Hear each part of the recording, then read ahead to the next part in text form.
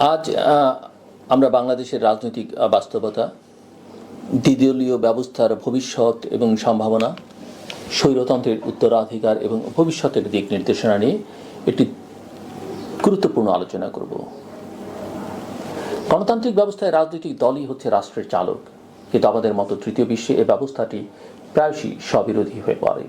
যেখানে উন্নত দেশে রাজনৈতিক নেতারা সম্পদ ভোগে নয়, সেবা প্রদানে ব্রতী হন, সেখানে আমাদের সমাজে রাজনীতি মানেই যেন রাষ্ট্রীয় সুবিধার ভাগ বাটোয়ারা। শতাধিক রাজনৈতিক দলের মধ্যে অনেকটাই কেবলমাত্র আই ডিক্লেয়ার পার্টি, একজন নেতা, একটাই দল, একটাই উদ্দেশ্য, লুটপাট। কোনো কোনো দল আবার স্বামী স্ত্রীর পার্টি।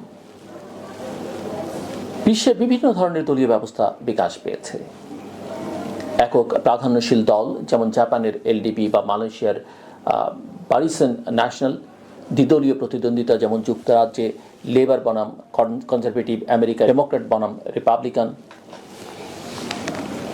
এসি ফিন দ্বিদলীয় ব্যবস্থা ব্যাখ্যা করেন অ্যাডভার্সারি পলিটিক্স হিসেবে, যার প্রধান বৈশিষ্ট্য হচ্ছে পারস্পরিক বিরোধিতা, নীতিগত অস্থিরতা এবং সাংঘর্ষিক রাজনৈতিক পরিবেশ।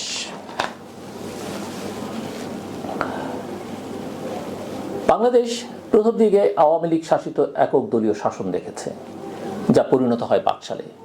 পরবর্তী সময়ে সেনা শাসন আসে এবং গণতান্ত্রিক ধারা বাধা প্রাপ্ত হয়। 90-এর গণ আন্দোলনের পর তত্ত্বাবধায়ক ব্যবস্থার আওতায় পরে এক সম্ভাবনা তৈরি হয়, দ্বিদলীয় রাজনৈতিক ভারসাম্য দেখতে পাই আমরা। 1991 থেকে 2001 পর্যন্ত বিএনপি এবং আওয়ামী লীগের পালাবদল সেই কাঠামোর প্রতিফলন ছিল। এখন দ্বিদলীয় ব্যবস্থা কি তিরোহিত করবার পথে আমরা? আওয়ামী লীগের ভূমিকা কি? তত্ত্বাবধায়ক সরকার ব্যবস্থা বিলুপ্ত করে আওয়ামী লীগ নির্বাচন ব্যবস্থার প্রতি আস্থা ধ্বংস করে। 2014, 2018 এবং 2024 সালের নির্বাচন ছিল নির্বাচনের নামে বড় প্রহসন। এই তিনটি নির্বাচন না হলে আজ হয়তো বাংলাদেশ একটি শক্তিশালী দ্বিদলীয় ব্যবস্থার দেশ হতে পারত। বিরুদ্ধ একটা পরিবেশেও বাংলাদেশ জাতীয়তাবাদী দল বিএনপি তাদের গণভিত্তি ধরে রেখেছে। স্থানীয় সরকার এবং সিটি কর্পোরেশন নির্বাচনে তাদের জনপ্রিয়তা সেই বাস্তবতা প্রকাশ করেছে। 2014 সালের নির্বাচনের আগে 5টি সিটিতে জয় এবং বিএনপির সম্ভাব্য বিজয়ের আশঙ্কায় অনেক ক্ষমতাসীন নেতা দেশ ছেড়ে পালিয়ে যায়। আমরা লক্ষ্য করি যে চেষ্টা করেও কিন্তু বিএনপিকে গত 15 বছরে ভাঙা যায়নি। প্রেসিডেন্ট জিয়াউর রহমান প্রবর্তিত বাংলাদেশি জাতীয়তাবাদ আজও জনগণের হৃদয়ে প্রথিত অনেকের কাছে। শেখ হাসিনার ধর্মনিরপেক্ষতা নামে বিভাজন এবং পরিচিতিকে ধ্বংস করতে পারেনি। 2024 সালের অভ্যুত্থানে আল্লাহু আকবার ধ্বনি যেমন স্বতঃস্ফূর্ততার প্রতিধ্বনিত হয়েছিল, তেমনি হৃদয় থেকেই উদ্ভূত হয়েছিল জনগণের প্রতিরোধ। কিন্তু একই সঙ্গে এটা আমাদের বলতেই হবে, ওই আকাঙ্ক্ষার মধ্যে ধর্ম, বর্ণ, গোত্রে কোনো বিভেদ ছিল না। এই বাংলাদেশে সবার, হিন্দু, মুসলিম, বৌদ্ধ, খ্রিস্টান সবার। কিন্তু এটাকে আমরা দেখলাম 5ই আগস্টের পরে একটা বিশেষ ধারায়, একটা উগ্র ধারায় নিয়ে যাবার জন্যে। ইসলামের নামে প্র্যাকটিক্যালি যারা এটা করবার চেষ্টা করছেন, তারা ইসলামের অবমাননা করছেন। আমার কাছে সেটা মনে হয়েছে। একটা কথা আমাদের মাথায় রাখতে হবে, গণতন্ত্র মানে অধিকার, কিন্তু সেটি দখলের নয়, সম্মান এবং সেবার। যেসব অপশক্তি গত 17 বছর মানুষের অধিকার হরণ করেছে, তাদের পক্ষ নেওয়া মানে গণতন্ত্রের সঙ্গে বিশ্বাসঘাতকতা করা। কিন্তু একই সঙ্গে আমাদের মাথায় রাখতে হবে জনগণের ক্ষমতায়ন। সিদ্ধান্ত নিতে দিতে হবে রাজনৈতিক বিষয়ে জনগণকে। কাউকে কাগজের একটা খোঁচায়, কলমের খোঁচায়, একটা কাগজের অর্ডারে কাউকে আপনি নিষিদ্ধ ব্যান করতে পারেন না। 2024 সালের অভ্যুত্থান ছিল দ্বিতীয় স্বাধীনতা। অনেকে বলবার চেষ্টা করেন স্বাধীনতা একটাই, 1971। কিন্তু 2024 যেটা বুঝিয়েছে সেটা হচ্ছে আর কখনো বাংলাদেশ তার পুরনো শৃঙ্খলে ফিরে যাবে না। এই আলোচনার মধ্যে আমরা বহিঃসম্পর্কের প্রশ্নটিও বারবার টেনে আনবার চেষ্টা করছি। বিভিন্ন সময় আমি সেটা অত্যন্ত গুরুত্বের সঙ্গে করবার চেষ্টা করি। সম্প্রতি প্রফেসর মোহাম্মদ ইউনূস চীন সফর করেছেন। চীনের সঙ্গে ডক্টর ইউনূসের কূটনৈতিক সম্পর্ক এক নতুন দিক উন্মোচন করছে বলে অনেকে মনে করছেন। ঢাকায় চীনা রাষ্ট্রদূতের ভাষ্য অনুযায়ী বড় কিছু হতে যাচ্ছে, কিন্তু শেষ পর্যন্ত বড় কিছু কি হলো আমার কাছে মনে হয় না। বাংলাদেশ চীন সম্পর্কের ভবিষ্যৎ বিনিয়োগ, কর্মসংস্থান এবং কৌশলগত অংশীদারিত্বের জন্য অত্যন্ত গুরুত্বপূর্ণ। ভারত এই ঘনিষ্ঠতায় উদ্বিগ্ন নিঃসন্দেহে, কিন্তু বাংলাদেশের স্বাধীন কূটনীতি হবে টেকসই সমাধান, এবং মাথায় রাখতে হবে চীন তার জন্যে কোনো সমাধান নয়।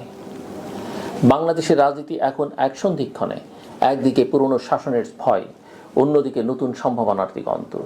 দ্বিদলীয় ব্যবস্থা শুধু গঠনমূলক বিরোধিতা নয়, বরং দায়িত্বশীল শাসনের প্রতিশ্রুতি। আমাদেরকে মাথায় রাখতে হবে, আমরা যেভাবেই চিন্তা করি না কেন, যেভাবেই বলি না কেন, বাংলাদেশের গণতান্ত্রিক উত্তরণের কোনো বিকল্প নেই, এবং সেই বিকল্প একটাই উপায়, সেটা হচ্ছে নির্বাচন। এবং অনেকে আতঙ্কে আছেন, এই নির্বাচন হলে তো বিএনপি জিতবে। আরে ভাই, জনগণ যদি বিএনপিকে আনে, এমনকি জনগণ যদি ভোট দিয়ে আবার আওয়ামী লীগকেও আনে, তাহলে আপনি আপত্তি কোথায়? আপনি তো গণতন্ত্রের জন্য লড়াই করেছেন। ভোট দিয়ে যদি মানুষ জামাতকে ক্ষমতায় বসায়, আমার আপনার আপত্তি করবার কি আছে? হ্যাঁ, আমি জামাত পছন্দ না করতে পারি, বিএনপি পছন্দ না করতে পারি, আওয়ামী লীগ পছন্দ না করতে পারি, কিন্তু গণতন্ত্র তো সেটাই, মানুষ যাকে চাইবে আপনি তাকে, মানুষ আবার তাকে প্রত্যাখ্যান করবে, ছুঁড়ে ফেলে দেবে ভোটের মাধ্যমে অথবা কোনো এক সময় অভ্যুত্থানের মধ্য দিয়ে। একদিকে বিএনপিকে অবমাননা করবার চেষ্টা, আরেকদিকে সামরিক বাহিনী, যেটা আমাদের গর্বের প্রতিষ্ঠান, মুক্তিযুদ্ধের মধ্য দিয়ে প্রতিষ্ঠান হয়েছে, একমাত্র প্রতিষ্ঠান যেটা এখনও তার ঐক্য ধরে রেখেছে।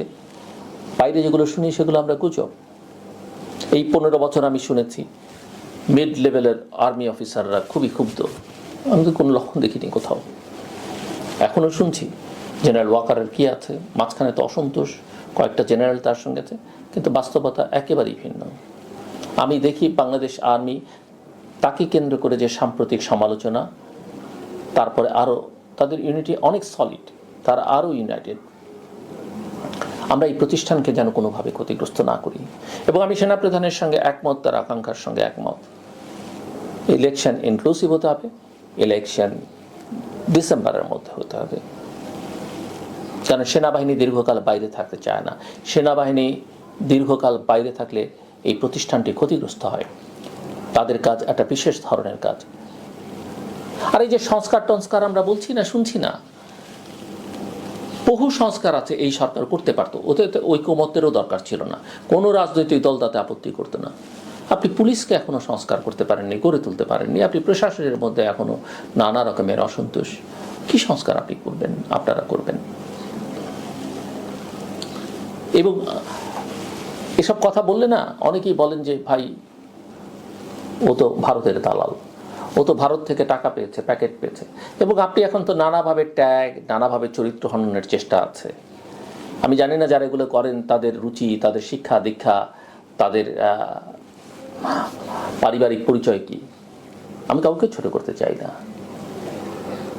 কিন্তু আমি অনেকের কথা শুনে বুঝতেই পারি না যে তাদের এই কথাগুলো তাদের পরিবারের সদস্যরা, তাদের স্ত্রী, স্বামী, সন্তান, পিতা, মাতা, ভাই বোন কীভাবে নেয়, যে ভাষায় তারা কথা বলেন। আমাদের প্রত্যেকের মত আছে, আমরা প্রত্যেকে স্বাধীন। আমার মতের সঙ্গে আপনি একমত না হতে পারেন, আপনার মতের সঙ্গে আমি একমত না হতে পারি, কিন্তু গণতন্ত্রের কথা বললে আমি কেন আপনাকে শ্রদ্ধা করব না, আপনার মতকে কোনো শ্রদ্ধা করব না, আপনার মতের আমি বিরোধিতা করব, কিন্তু আমি কেন আপনার কথা বলবার অধিকার হরণ করব? একমাত্র সরকার সেটা করে তা না, নানা মহল নানাভাবে সেটা করছে বাংলাদেশ আজকে। সমস্যাটা সেখানেই। আমি যেটা দেখতে পাই, মিড এপ্রিলে বা থার্ড উইকের দিকে বিএনপি রাজপথে নামবে নির্বাচনের দাবিতে। সামাল দিতে পারবেন? কারণ বিএনপিরও দেয়ালে পিঠ থেকে গেছে। আওয়ামী লীগ চাইবে এই সুযোগকে গ্রহণ করতে, কারণ তারাও নির্বাচন চায়। সেনাবাহিনী ঘরে ফিরতে চায়, কিন্তু অবশ্যই সেনাবাহিনী বাংলাদেশের গণতন্ত্রে উত্তরণের প্রক্রিয়ায় নিজের যেটুকু ভূমিকা রাখবার সেটা রেখেই সে ঘরে ফিরতে চায়। আমরা অনেকে অনেক কৃতিত্ব দাবি করতে পারি। 2024-এ সেনাবাহিনী যে ভূমিকা নিয়েছে, গৌরবোজ্জ্বল ভূমিকা, ঐতিহাসিক ভূমিকা, সেটা না নিলে 24-এর যে ফলাফল আমরা 5 অগস্টে পেয়েছি সেটা পেতাম কিনা সন্দেহ। জেনারেল ওয়াকার এক ঐতিহাসিক ভূমিকা পালন করেছেন, যেমনটা 1990 সালে জেনারেল নুরুদ্দিন করেছিলেন। সেদিন 9 বছর অনেক আত্মদান, অনেক লড়াই হয়েছে, এরশাদকে হটানো যায়নি। সব দল মিলে, আওয়ামী লীগ, বিএনপি, জামাত, সবাই মিলে করেছে, কিচ্ছু করা যায়। কিন্তু যেদিন জেনারেল নুরুদ্দিন জেনারেল এরশাদকে বলেছেন আমরা আর আপনার সঙ্গে থাকতে পারছি না, খেলা কিন্তু সেদিনই শেষ হয়ে গেছে।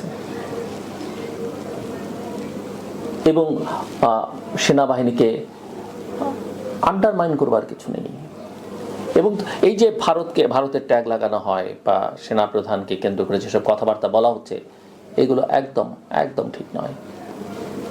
যারা ধর্মের নামে কথা বলছেন, আমি নিশ্চিত তাদের চাইতে ধর্মকর্মের ব্যাপারে আমাদের সেনা সদস্যদের একটা বড় অংশ এবং সেনাপ্রধান নিজে অত্যন্ত ইজ ভেরি পায়াস ম্যান। এবং আমি নানা মহলে, নানা সোর্সে এটা খোঁজখবর নিয়ে দেখেছি, এবং অত্যন্ত প্রফেশনাল। সো আমি মনে করি গণতন্ত্রের উত্তর নিয়ে একমাত্র পথ। সময় আপনারা যারা দায়িত্বে আছেন পেতেন আরও 2 বছর 3 বছর, সব রাজনৈতিক দল আপনাদের দিত, কিন্তু আপনারা আসলে কিছু করতে পারছেন না। কাজেই রাজনৈতিক দলগুলোর সামনে অপশান নেই। এবং তখন বড় দল বিএনপি দেখেছে যে আপনারা তাকে প্রতিপক্ষ বানিয়ে ফেলছেন। এই কথা বললে অনেকে আবার আমাকে বিএনপি বলেন। আমি বিএনপির সময় কম বেশি সাফার করেছি, আওয়ামী লীগের সময় তো করেছি, আপনাদের সময় করছি। এবং আমি বহুবার বলেছি আমি রাজনীতি করি না, আমি রাজনীতি করব না, আমার কোনো ধান্দা টান্দা নেই, কোনো ব্যবসা নেই, আমি তদবির বাণিজ্য করি না। কাজে আমাকে এগুলো বলে টলে লাভ নেই। আর আমাকে নিয়ে আমার কি আছে না আছে, শেখ হাসিনা তার সরকার বহু চেষ্টা চালিয়েছে, বহুভাবে, কিছুই করতে পারেনি। এখন আপনি যদি আমার বিরুদ্ধে মিথ্যে অপবাদ দিতে চান, আমি এগুলো প্রতিবাদও করি না, করবার প্রয়োজনও মনে করি না। আমার রুচি আমি মনে করি অতটা খারাপ নয়। আর আমি এই সবকে গুরুত্ব দিয়ে আমার অনেক কিছু করবার আছে, সময় নষ্ট করতে চাই না।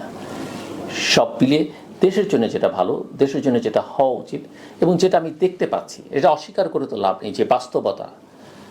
জুলাই মাসে, অগাস্ট মাসে শেখ হাসিনা বাস্তবতা অস্বীকার করে পালিয়ে যেতে বাধ্য হয়েছে।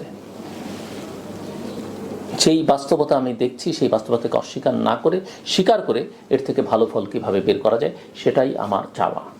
আসুন আমরা এই নতুন যাত্রাপথে নিজেদের দায়িত্ব পালনে সচেষ্ট হই। যে বাংলাদেশ দাঁড়াবে ন্যায়, জবাবদিহি এবং গণতন্ত্রের ভিত্তিতে, সেটিই হবে সত্যিকারের গণপ্রজাতন্ত্রী বাংলাদেশ।